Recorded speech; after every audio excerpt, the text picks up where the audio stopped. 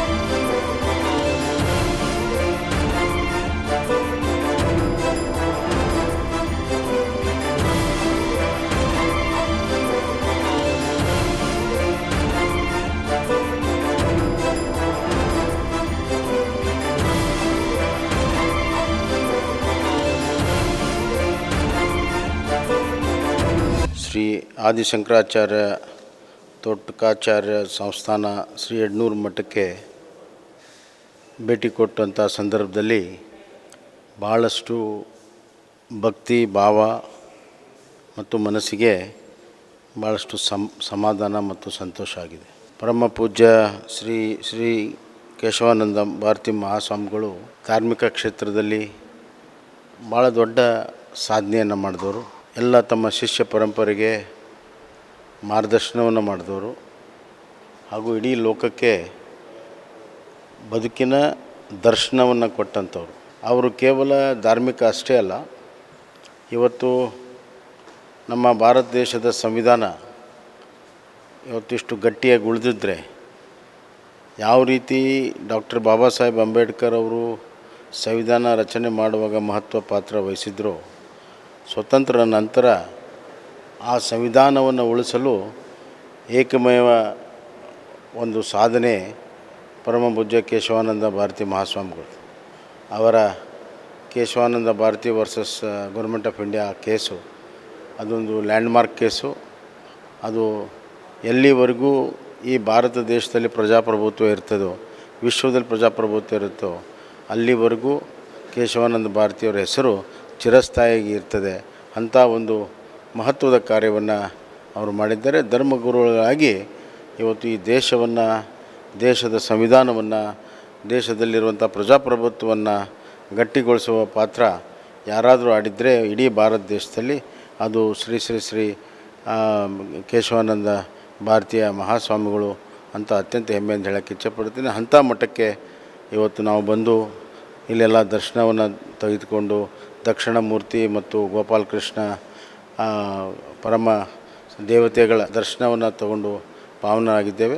ಅದೇ ರೀತಿ ಈಗ ಸಚ್ಚಿದಾನಂದ ಭಾರತೀಯ ಮಹಾಸ್ವಾಮಿಗಳು ಆ ಪರಂಪರೆಯನ್ನು ಮುಂದುವರಿಸ್ಕೊಂಡು ಹೋಗಿದ್ದಾರೆ.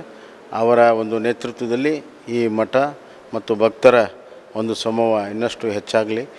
ಈ ಮಠದ ಒಂದು ಮಾರ್ಗದರ್ಶನದಲ್ಲಿ ಎಲ್ಲರ ಬದುಕು ಕೂಡ, ಭಕ್ತರ ಬದುಕು ಕೂಡ ಹಸನಾಗಲಿ ಅಂಥೇಳಿ ನಾನು ಭಗವಂತನಲ್ಲಿ ಪ್ರಾರ್ಥನೆ